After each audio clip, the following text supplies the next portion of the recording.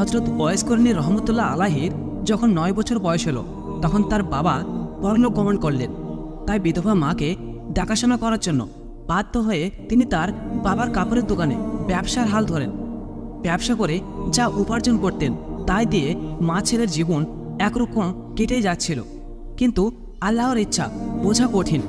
একদিন ভোরবেলা তিনি দোকানে গিয়ে দেখলেন দোকানের সমস্ত জিনিসপত্র কারা যেন চুরি করে নিয়েছে। খবর শুনে তার মাও দোকানে আসে। তার মা দোকানের এই অবস্থা দেখে বললেন, বাবা ওয়াইস, আমাদের এবার কি হবে? কি করেই বা আমাদের দিন চলবে? তখন বালক ওয়াইস তার মাকে সান্ত্বনা দিয়ে বললেন, আমা যান, আল্লাহ তাআলা যা করেন ভালোর জন্যই করেন। অতঃপর বালক ওয়াইস করণী রহমতুল্লাহ আলাহি এক ধনী প্রতিবেশীর ভেড়া চড়ানোর কাজে নিযুক্ত হলেন। প্রতিদিন তিনি ভেড়ার পাল নিয়ে মাঠে যেতেন। সারাদিন ভেড়াগুলো চড়াতেন আর ক্লান্ত হলে গাছের ছায়ায় বসে বিশ্রাম নিতেন।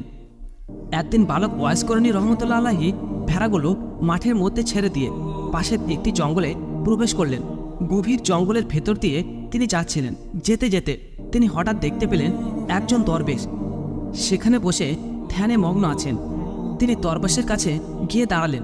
হঠাৎ দরবেশের ধ্যান ভেঙে গেল। তখন দরবেশ বালক ওয়াইস করণী রহমতুল্লাহ আলাহিকে জিজ্ঞাসা করল, বাবা, তুমি কে? আমার কাছে তুমি কি চাও? বালক ওয়াইস করণী রহমতুল্লাহ আলাহি তখন নিজের পরিচয় এবং অবস্থার কথা বর্ণনা দিলেন। তার অবস্থা শুনে দরবেশের দয়া হলো। তাই তাকে নিজের কাছে বসে অনেক সময় ধরে আলোচনা করলেন এবং বললেন, তুমি সময় পেলে আমার কাছে এসো, কিন্তু সাবধান, কাউকে সঙ্গে নিয়ে আসবে না আর আমার কথা কারোর সাথে বলবে না। তারপর থেকে বালক ওয়াইস করণী রহমতুল্লাহ আলাহি ভেড়াগুলো মাঠে ছেড়ে দিয়ে প্রতিদিনই সেই দরবেশের কাছে যেতেন। দরবেশ যা উপদেশ দিতেন তিনি তাই মনোযোগ দিয়ে শুনতেন। তিনি সেখানে যতক্ষণ থাকতেন দুনিয়ার কোনো কথাই তার মনে থাকতো না। দরবেশ যখন বলতেন, বাবা যাও, তুমি তোমার মালিকের ভেড়াগুলো দেখাশোনা করো, তখন তার সেই ভেড়াগুলোর কথা মনে পড়ত এবং সেখান থেকে চলে আসতেন। একদিন তিনি ভেড়ার পাল নিয়ে বাড়ি ফিরলেন। তখন মালিক দেখতে পেল যে অনেকগুলো ভেড়া হারিয়ে গেছে। মালিক তাকে জিজ্ঞাসা করলেন, হে ওয়াইস করণী, আমার ভেড়াগুলো কমলো কেন? তুমি রাখালের দায়িত্ব থাকা অবস্থায় ভেড়াগুলো কোথায় হারিয়ে গেল? তখন ওয়াইস করণী রহমতুল্লাহ আলাহি মালিককে কোনো জবাব দিতে পারল না। এর ফলে মালিক রেগে গিয়ে তাকে কাজ থেকে বাদ দিলেন। অতঃপর তিনি কাজ হারিয়ে আবার সেই দরবেশের কাছে চলে গেলেন। সারা দিনই দরবেশের কথা শুনে এবং সন্ধ্যার প্রায় কাছাকাছি সময়ে জঙ্গল থেকে কিছু ফল নিয়ে বাড়িতে মায়ের কাছে আসলেন। অতঃপর ওয়াইস করণী রহমতুল্লাহ আলাহি তরুণ যুবকে পরিণত হলেন। তখন তিনি বাড়িটি বিক্রি করে মাকে নিয়ে দূরে জঙ্গলে চলে গেলেন। সেখানে গিয়ে তিনি একটি ছোট্ট ঘর বানিয়ে মা ছেলে নির্জনে সেখানে বসবাস করতে লাগলেন। বাড়ি বিক্রি করে সেই টাকা দিয়ে তিনি একটি দুধের উট কিনলেন। ফলে উটের দুধ আর জঙ্গলের ফলমূল খেয়ে তাদের দুজনের জীবন কোনোরকম কেটে যেতে লাগলো। তারপর থেকে তিনি আর কখনোই লোকালে বের হতেন না। সেখানে তিনি ইবাদত বন্দেগীতে মগ্ন থাকতেন আর অন্ধ মায়ের খেদমত করতেন। তিনি যদিও রাসূলের যুগে মুসলিম ছিলেন, কিন্তু অন্ধ মাকে রেখে কখনোই রাসূলের সঙ্গে দেখা করতে পারেননি। এদিকে একদিন সাহাবীদের সাথে কথা বলার সময় নবী করিম সাল্লাল্লাহু আলাইহি সাল্লাম বললেন, আমার উম্মতদের মধ্যে এমন একজন লোক আছেন যার সুপারিশে আল্লাহ তাআলা বনি মোজার এবং বনি মরিয়াদের যত বকরি রয়েছে এবং এই বকরিগুলোর গায়ে যতগুলো পশম রয়েছে ততগুলো গুনাহগার বান্দাকে মাফ করে জান্নাতে প্রবেশ করবেন। তখন সাহাবীরা জিজ্ঞেস করলেন, হে আল্লাহর রসুল, কে সেই ভাগ্যবান উম্মত? উত্তরে রাসূল সাল্লাল্লাহু আলাইহি সাল্লাম বললেন, তার নাম হচ্ছে ওয়াইস করণী। তখন সাহাবীরা আবারও জিজ্ঞাসা করলেন, হে আল্লাহর রসুল, আমরা তো কখনোই কোনো দিনও এই নামের কোনো উম্মতকে আপনার কাছে আসতে দেখিনি, আপনি কি তাকে চেনেন? তখন নবী করিম সাল্লাল্লাহু আলাইহি সাল্লাম বললেন, আমি তাকে অবশ্যই চিনি, কিন্তু আজ পর্যন্ত তার সাথে আমার সরাসরি সাক্ষাৎ হয়নি। এসব শুনে সাহাবীরা আশ্চর্য হয়ে গেলেন। এরপর সাহাবারা তার পরিচয় জানার জন্য এবং তাকে খুঁজে বের করার জন্য অস্থির হয়ে গেলেন। কিন্তু নবী করিম সাল্লাল্লাহু আলাইহি সাল্লাম যতদিন জীবিত ছিলেন ততদিন পর্যন্ত তার কেউ পরিচয় জানতে পারেননি এবং তার সাথে দেখা করতে পারেননি। একদিন কয়েকজন সওদাগর খাবার জিনিসপত্র বোঝাই করে নৌকা করে সাগরে পাড়ি দিয়ে মিশর থেকে মদিনায় যাচ্ছিল। ওই নৌকায় ছেঁড়া কাপড় পরা একজন পাগল ছিল, যাত্রীদের মধ্যে কেউই তাকে চিনত না। অতঃপর নৌকা যখন সাগরের মাঝখানে গেল তখন আকাশ মেঘাচ্ছন্ন হয়ে গেল। দেখতে দেখতে প্রচণ্ড ঝড় বৃষ্টি হতে লাগলো। ফলে প্রচণ্ড ঝড়ের কারণে নৌকাটি ডুবে যাওয়ার মতো অবস্থা হয়ে যায়। নৌকার যাত্রীরা সবাই আতঙ্কিত হয়ে আল্লাহ তাআলাকে ডাকতে লাগলো। এমন সময় হঠাৎ করে সেই পাগলটি পানিতে নেমে গেল। সমস্ত যাত্রীরা তখন অবাক হয়ে গেল, কারণ পাগলটা পানির উপর দাঁড়িয়ে ছিল। তারপর পাগলটা পানির উপর নামাজ পড়া শুরু করে দিল। নামাজ শেষ করে সে যাত্রীদের দিকে তাকালো। এই দৃশ্য দেখে যাত্রীরা বুঝে গেল যে এই লোক নিশ্চয়ই আল্লাহ তাআলার বুজুর্গ মানুষ। সবাই তখন চিৎকার করে বলল, হুজুর, আমাদের জন্য আপনি দোয়া করুন। তখন তিনি বললেন, তোমরা তোমাদের মাল এবং দুনিয়ার মায়া ছেড়ে দিয়ে বিসমিল্লাহ বলে নৌকা থেকে নেমে আমার কাছে চলে এসো। তখন যাত্রীরা বলল, হুজুর, আমরা এই পানির উপর দিয়ে কিভাবে যাব? তখন তিনি রেগে গিয়ে বললেন, তোমরা আর দেরি না করে তাড়াতাড়ি নৌকা থেকে নেমে এসো। তখন যাত্রীরা মনে মনে ভাবল যে এমনিতেই তো আমাদের মরতে হবে, পানিতে নামলে মরতে হবে আর না নামলে মরতে হবে, তার চেয়ে তার কথা শুনে দেখি কি হয়। এইভাবেই তারা সবাই নৌকা থেকে পানিতে নেমে পড়ল। কিন্তু আশ্চর্যের বিষয়, তাদের মনে হচ্ছিল তারা যেন মাটিতে দাঁড়িয়ে আছে, কেউই তলিয়ে যাচ্ছিল না। ফলে তারা হেঁটে হেঁটে পানির উপর দিয়ে তার কাছে গিয়ে দাঁড়ালো। সঙ্গে সঙ্গে সেই নৌকাটি মালামাল সহ পানির মধ্যে তলিয়ে গেল। তখন বুজুর্গ সবাইকে উদ্দেশ্য করে বললেন, তোমরা সবাই টাকা পয়সা এবং মালামালের আশা ছেড়ে দিয়েছ বলে জীবনে বেঁচে গেলে। যদি লোভ সামলাতে না পেরে নৌকায় থাকতে, তাহলে তোমরা সবাই তলে যেতে। অতঃপর তারা সবাই পানির উপর দিয়ে হেঁটে হেঁটে সমুদ্রের এক কিনারায় গিয়ে উঠলেন। তখন যাত্রীরা সবাই সেই বুজুর্গকে বললেন, হুজুর, দয়া করে যদি আপনার পরিচয় দিতেন তাহলে আমরা খুশি হতাম। তিনি বললেন, আমার নাম ওয়াইস করণী, ইয়ামিন প্রদেশের পুরন নামক গ্রামের বাসিন্দা। তখন যাত্রীরা বলল, হুজুর, মদিনায় দুর্ভিক্ষ দেখা দিয়েছে। এই খবর পেয়ে গরিবদের জন্য খাদ্য খাবার নিয়ে মিশর থেকে মদিনায় যাচ্ছিলাম, কিন্তু সেই খাদ্য খাবার সহ সমস্ত মালামাল সমুদ্রে ডুবে গেল। এখন আমরা এই গরিবদের জন্য কি খাবার দেব? তখন ওয়াইস করণী রহমতুল্লাহ আলাইহি বললেন, নৌকার মালপত্র এবং সমস্ত খাদ্য খাবার যদি তোমরা ফিরে পাও, তাহলে কি সত্যিই তোমরা মদিনায় গিয়ে এগুলিকে গরিবদের দেবে? তখন তারা বলল, জি হুজুর, গরিবদের সাহায্য করার জন্যই তো আমরা মিশর থেকে আসলাম। তখন ওয়াইস করণী রহমতুল্লাহ আলাইহি 2 রাকাত নামাজ পড়ে মনোযোগ করে আল্লাহর কাছে কি যেন বললেন। অতঃপর ওয়াইস করণী রহমতুল্লাহ আলাইহি তাদেরকে বললেন, ওই যে দেখো, তোমাদের নৌকা, খাদ্য খাবার, সমস্ত মালামাল সহ সমুদ্রে ভেসে রয়েছে। তোমরা যাও, নৌকা নিয়ে তাড়াতাড়ি মদিনায় চলে যাও। তারা অবাক হয়ে তাকিয়ে দেখল, সত্যি সত্যি মাল ভর্তি নৌকাটি সমুদ্রের তীরে ভেসে রয়েছে। অতঃপর তারা ওয়াইস করণী রহমতুল্লাহ আলাইহির দিকে তাকালো, কিন্তু সেই বুজুর্গ ওয়াইস করণী রহমতুল্লাহ আলাইহি আর সেখানে ছিলেন না। চোখের পলকের মুহূর্তের মধ্যে তিনি কোথায় যেন অদৃশ্য হয়ে গেলেন। হজরত উমর রাদিয়াল্লাহু তাআলা আনহুর খিলাফতের সময় হজরত উমর ফারুক রাদিয়াল্লাহু তাআলা আনহু এবং হজরত আলী রাদিয়াল্লাহু তাআলা আনহু একদিন কুফা নগরীতে গেলেন। হজরত উমর কুফার একটি মসজিদে উপস্থিত হয়ে মুসল্লিদের উদ্দেশ্য করে বললেন, হে কুফা নগরীর অধিবাসীরা, আপনাদের মধ্যে কেউ কি ওয়াইস করণীকে চেনেন? মুসল্লিদের মধ্যে কয়েকজন উত্তরে দিলেন, হুজুর, আমরা ওয়াইস করণী নামে কাউকে চিনি না। তখন হজরত উমর আবারও বললেন, আপনাদের মধ্যে কেউ যদি পুরন এলাকার বাসিন্দা থাকেন, দয়া করে উঠে দাঁড়ান। তখন একজন উঠে দাঁড়ালো। হজরত ওমর তাকে জিজ্ঞাসা করলো, আপনি কি ওয়াইস করণীকে চিনেন? লোকটি তখন বলল, হুজুর, আমি ওয়াইস করণী নামে যাকে চিনি সে তো একজন পাগল। সে জঙ্গলে থাকে, জঙ্গলের মধ্যে উট চড়িয়ে বেড়ায়, কিন্তু সে অত্যন্তই আজব মানুষ। লোকেরা যখন হাসে তখন সে কাঁদে, আর লোকেরা যখন কাঁদে তখন তিনি হাসে। এই কথা শুনে হজরত উমর ফারুক রাদিয়াল্লাহু তাআলা আনহু এবং হজরত আলী রাদিয়াল্লাহু তাআলা আনহু লোকটাকে সঙ্গে নিয়ে তাকে খোঁজার জন্য বার হলেন। অনেক খোঁজাখুঁজির পর তারা দেখলেন একজন লোক একটি গাছের নিচে দাঁড়িয়ে নামাজ পড়ছেন, পাগলের মতো তার চেহারা। তখন উমর ফারুক রাদিয়াল্লাহু তাআলা আনহু এবং হজরত আলী রাদিয়াল্লাহু তাআলা আনহু সেই গাছের কাছে গিয়ে চুপচাপ দাঁড়িয়ে রইলেন। অতঃপর হজরত ওয়াইস করণী রহমতুল্লাহ আলাইহির নামাজ শেষ করে তাদের দিকে ফিরে তাকালেন। তখন হজরত উমর রাদিয়াল্লাহু তাআলা আনহু প্রথমে তাকে সালাম দিলেন, তিনিও তাদের সালামের জবাব দিলেন। অতঃপর হজরত উমর ফারুক রাদিয়াল্লাহু তাআলা আনহু তাকে জিজ্ঞাসা করলেন, আপনি দয়া করে আপনার পরিচয় দিন। তখন ওয়াইস করণী রহমতুল্লাহ আলাহি বললেন, আমি আবদুল্লাহ। তখন হজরত উমর রাদিয়াল্লাহু তাআলা আনহু বললেন, আমরা তো সবাই আবদুল্লাহ, অর্থাৎ আল্লাহর বান্দা। আমি আপনার বাবা মায়ের দেওয়ার নামটি জানতে চাই। তখন তিনি বললেন, আমার বাবা মা আমার নাম রেখেছিল ওয়াইস, কিন্তু লোকেরা আমাকে ওয়াইস করণী বলে ডাকে। তখন হজরত উমর ফারুক রাদিয়াল্লাহু তাআলা আনহু বললেন, হুজুর, আপনি দয়া করে আপনার ডান হাতটি দেখাবেন কি? তখন ওয়াইস করণী রহমতুল্লাহ আলাহি তার ডান হাতটি এগিয়ে দিলেন। তখন তারা দুজনে ওয়াইস করণী রহমতুল্লাহ আলাহির ডান হাত ধরে চুমু খেলেন। তারপর তারা দুজনের পরিচয় দিয়ে বললেন, প্রিয় নবী হজরত মুহাম্মদ সাল্লাল্লাহু আলাইহি সাল্লাম তার ইন্তেকালের আগে তার প্রিয় উম্মতের আকৃতির কথা আমাদের সামনে বলে গিয়েছেন। আমরা আপনার চেহারা, আকৃতি এবং ডান হাতে থাকা নিদর্শন দেখে বুঝলাম নবী করিম সাল্লাল্লাহু আলাইহি সাল্লাম তার ইন্তেকালের আগে যে বুজুর্গ উম্মতের কথা বলে গিয়েছেন, আপনি সেই ব্যক্তি, আপনি সেই ওয়াইস করণী।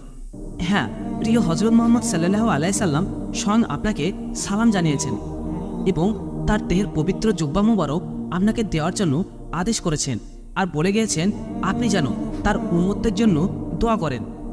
তখন ওয়াইস করণী রহমতুল্লাহ আলাহি বললেন, দোয়া করার জন্য আপনারাই সবচেয়ে উপযুক্ত ব্যক্তি, কারণ আপনারা আল্লাহ তাআলা এবং স্বয়ং রাসূলের প্রিয় পাত্র।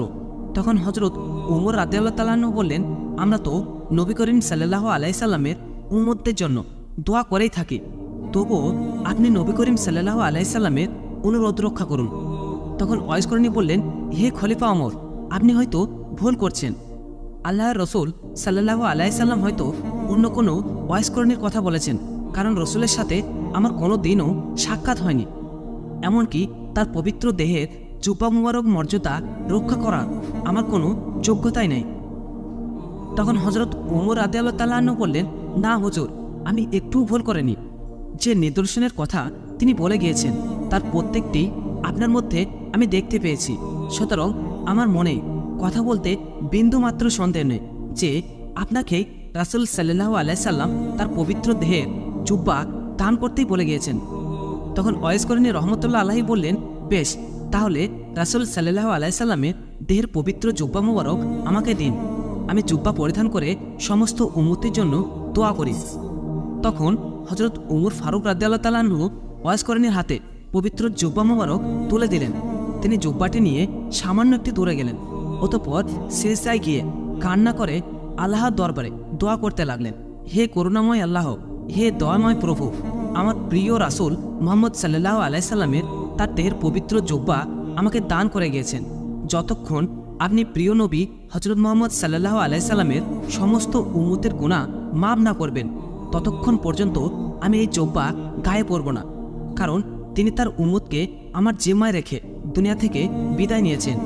রাসূল সাল্লাল্লাহু আলাইহি সাল্লাম, উমর এবং আলী সবাই তাদের নিজের কাজ শেষ করেছেন, এখন শুধু আমার কাজ করায় বাকি রয়েছে। হে আল্লাহ, আমার আরজি কবুল করুন। তখন অদৃশ্য থেকে আওয়াজ আসছিল, হে ওয়াইস করণী, তুমি সিজদা থেকে তোমার মাথা ওঠাও, তোমার প্রার্থনা কবুল করার জন্য কিছু উম্মতের গুনাহ মাফ করে দিলাম। তখন ওয়াইস করণী রহমতুল্লাহ আলাহি বললেন, হে আল্লাহ, আমি তোমার কাছে হজরত মুহাম্মদ সাল্লাল্লাহু আলাইহি সাল্লামের সকল উম্মতের গুনাহ মাফ করে দেওয়ার জন্য আরজি জানিয়েছি, সামান্য কিছু উম্মতের গুনাহ মাফ করার জন্য বলেনি। অতঃপর আবারও এক অদৃশ্য আওয়াজ এলো, হে ওয়াইস করণী, তোমার দোয়া অনুযায়ী আমি আমার হাবিবের উম্মতের 1/4 গুনাহ মাফ করে দিলাম। হজরত ওয়াইস করণী রহমতুল্লাহ আলাহি এতেও রাজি হলেন না। তিনি সিজদা থেকে মাথা না উঠিয়ে আবার দোয়া করলেন, হে রাব্বুল আলামিন, রাসূলের সমস্ত উম্মতের গুনাহ মাফ না করলে আমি রাসূলের পবিত্র জুব্বা মুবারক কিছুতেই গায়ে পরব না এবং সিজদা থেকে মাথা উঠাবো না। ফলে আবারও অদৃশ্য থেকে আওয়াজ এলো, হে ওয়াইস করণী, তুমি সিজদা থেকে মাথা ওঠাও, আমার হাবিব মুহাম্মদ সাল্লাল্লাহু আলাইহি সাল্লামের পবিত্র দেহের জুব্বা মুবারক পরিধান করো। আমি শুধু তোমার দোয়া করার জন্য রাসূল সাল্লাল্লাহু আলাইহি সাল্লামের পাপী উম্মতদের অর্ধেককে মাফ করে দিলাম। হজরত ওয়াইস করণী রহমতুল্লাহ আলাহি এবং রহমানের রাহিম আল্লাহর মধ্যে যখন এমন কথা হচ্ছিল, তখন আমিনুল মোমেনিন হজরত ওমর ফারুক রাদিয়াল্লাহু তাআলা আনহু এবং হজরত আলী রাদিয়াল্লাহু তাআলা আনহু তার কাছে গিয়ে হাজির হলেন। তাদের দুজনের উপস্থিতিতে ওয়াইস করণী রহমতুল্লাহ আলাহির ধ্যান ভেঙে গেল। আশেক এবং মাসুকের গোপন সূত্র ছিন্ন হয় তিনি সেজদা থেকে মাথা উঠিয়ে অত্যন্ত দুঃখের সাথে বললেন, কেন আপনারা এই সময় আমার সামনে এলেন? আপনারা যদি আর কিছুক্ষণ অপেক্ষা করতেন তাহলে আমি হুজুর সাল্লাল্লাহু আলাইহি সাল্লামের সমস্ত উম্মতদের গুনাহ মাপ না হওয়া পর্যন্ত সিজদা থেকে মাথা ওঠাতাম না। আপনারা আমার সামনে এসে সব কিছুই নষ্ট করে দিলেন। তারপর হজরত ওয়াইস করণী রহমতুল্লাহ আলাইহি রাসূল সাল্লাল্লাহু আলাইহি সাল্লামের পবিত্র জুব্বা মোবারক পরিধান করেন। অতঃপর তিনি আবারও আল্লাহ তাআলার দরবারে দোয়া করলেন, হে পরওয়ারদিগার, হে দয়াময় আল্লাহ, তুমি তোমার পেয়ারা হাবিবের পবিত্র জুব্বা মুবারকের বরকতে বনি রাবিয়া এবং বনি মজার গোত্রের মেষপালকের সমান সংখ্যক মুহাম্মদের উম্মতের গুনাহ মাফ করে দাও। মনোজেতের পর তিনি হজরত উমর এবং হজরত আলী রাদিয়াল্লাহু তাআলা আনহুর দিকে তাকিয়ে বললেন, মেহেরবানি করে আল্লাহ তাআলা আমার এই দোয়া কবুল করে নিয়েছেন। বনি রাবিয়া এবং বনি মাজার গোত্রের মেষপালকের সমস্ত মেষের পশমের সমান সংখ্যক মুহাম্মদের উম্মতের গুনাহ মাফ করে দিয়েছেন। অতএব হজরত আলী রাদিয়াল্লাহু তাআলা আনহু ওয়াজ করণী রহমতুল্লাহ আলাইহিকে বললেন, হুজুর, আপনি নবী করিম সাল্লাল্লাহু আলাইহি সাল্লামের সাথে একদিনও দেখা করলেন না কেন, অথচ তার প্রতি আপনার এত মহব্বত? তখন ওয়াজ করণী রহমতুল্লাহ আলাইহি তার প্রশ্নের জবাবে বললেন, আপনারা কি নবী করিম সাল্লাল্লাহু আলাইহি সাল্লামকে নিজের চোখে কখনো দেখেছেন? তখন তারা বলল, আমরা তো সবসময় প্রিয় নবীর সাথে উড়া বসা করতাম, সুতরাং ওনাকে অবশ্যই দেখেছি। তখন ওয়াইস করণী রহমতুল্লাহ আলাইহি বললেন, আচ্ছা বলুন তো, ওনার চোখের ভরো দুটো জোড়া ছিল নাকি আলাদা ছিল? তখন তারা দুজনে প্রশ্নের সঠিক উত্তর দিতে পারলেন না। তখন তারা বললেন, আমরা তো কোনো দিনও হুজুরে সাল্লাল্লাহু আলাইহি সাল্লামের চেহারার দিকে তাকিয়ে কথা বলেনি, তাই আমরা এই বিষয়ে ভালোভাবে লক্ষ্য করিনি। অতঃপর হজরত উমর রাদিয়াল্লাহু তাআলা আনহু ওয়াজ করণী রহমতুল্লাহ আলাইহিকে তার নিজের জন্য দোয়া করতে অনুরোধ করলেন। তখন ওয়াজ করণী রহমতুল্লাহ আলাইহি বললেন, আমি প্রতি ওয়াক্ত নামাজের পর এই বলে দোয়া করে থাকি, হে পরম করুণাময় দোয়াময় আল্লাহ, তুমি সমস্ত মুমিন এবং মুমিনাদের গুনাহ মাফ করে দাও। আপনি যদি খাঁটি ঈমান নিয়ে কবরে যেতে পারেন তাহলে আমার এই দোয়াই যথেষ্ট, এই দোয়াই আপনাকে খুঁজে বের করবে। তখন হজরত উমর রাদিয়াল্লাহু তাআলা আনহু ওয়াজ করণী রহমতুল্লাহ আলাইহির কাছে আরও কিছু নসিহত শুনতে চাইলেন। তখন হজরত ওয়াজ করণী রহমতুল্লাহ আলাইহি বললেন, আপনি কি সর্বশক্তিমান আল্লাহ তাআলাকে চেনেন? যদি তাকে ছাড়া অন্য আর কাউকে না চেনেন তাহলে আল্লাহ তাআলাকে চেনাই আপনার জন্য সবচেয়ে ভালো।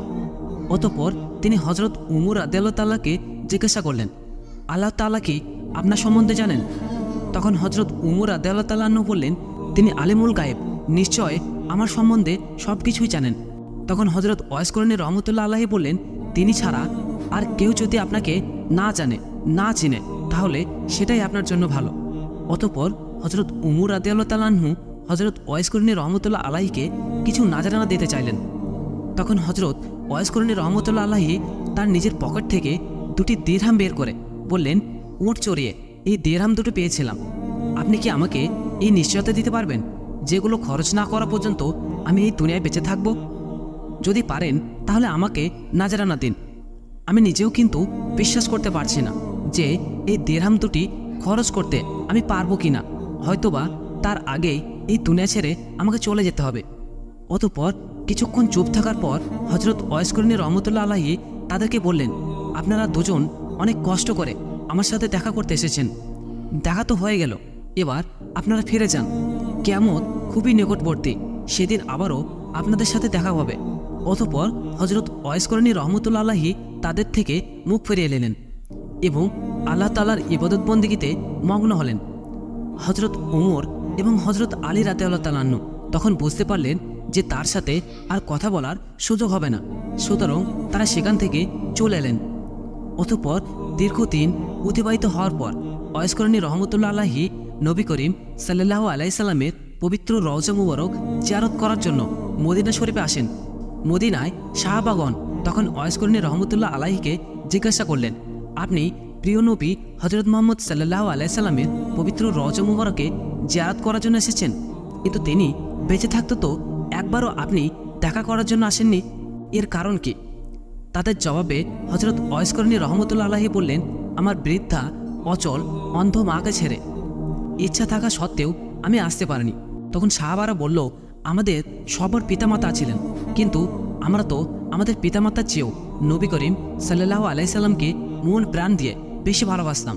তখন ওয়াইস রহমতুল্লাহ আলাহি বললেন, আপনারা তো সব সময় রাসূল সাল্লাল্লাহু আলাইহি সাল্লামের দরবারেই ছিলেন, ওনাকে কাছ থেকে প্রতিদিনই দেখেছেন, ওনাকে মনে প্রাণ থেকে ভালোবাসতেন। আচ্ছা বলুন তো দেখি, রাসূলের চেহারা মুবারক কেমন ছিল? তখন সাহাবাগণ রাসূল সাল্লাল্লাহু আলাইহি সাল্লামের চেহারা মুবারকের কিছু কিছু বর্ণনা দিতে শুরু করলেন। এটা শুনে হযরত ওয়াইস করণী রহমতুল্লাহ আলাহি বললেন, আপনারা তো এতক্ষণ যা বললেন এটা শুধু বাইরের এক টুকরোর কথা, কিন্তু তার বাঁধেনি আকৃতির কথা তো আপনারা কিছুই বললেন না। সাহাবাগণ তখন কোনো জবাব না দিতে পেরে বললেন, হুজুর তাহলে আপনি বলুন। তখন ওয়াইস করণী রহমতুল্লাহ আলাহি রাসূল সাল্লাল্লাহু আলাইহি সাল্লামের আকৃতির এমন বর্ণনা তিনি দিলেন যে সাহাবাগণ কেউই তার কোনো কথা অস্বীকার করার সুযোগ পেলেন না। তার বর্ণনা শুনে সাহাবাগণ নতুন করে নবীজিকে দেখতে পেলেন। তখন তারা সবাই কেঁদে ফেললেন। অতঃপর তিনি তখন পবিত্র রওজা মুবারক জিয়ারত করতে গেলেন। রাসূল সাল্লাল্লাহু আলাইহি সাল্লামের মহব্বতে হযরত ওয়াইস করণী রহমতুল্লাহ আলাহি কাঁপতে কাঁপতে পবিত্র রওজা মুবারকের পাশেই বেহুশ হয়ে পড়লেন। কিছুক্ষণ পর হুঁশ ফিরলে জিয়ারত শেষ করে পাশের লোকজনকে বললেন, দয়া করে আপনারা আমাকে ধরুন এবং মদিনার সীমানার বাইরে রেখে আসুন। এই জায়গার মাটিতে আল্লাহর রসুল সাল্লাল্লাহু আলাইহি সাল্লামের পবিত্র দেহ মুবারক শুয়ে আছে, সেখানে পা রেখে আমি দাঁড়াতে পারছি না। বেয়াদবের ভয়ে আমার সারা শরীর থরথর করে কাঁপছে। আমিন।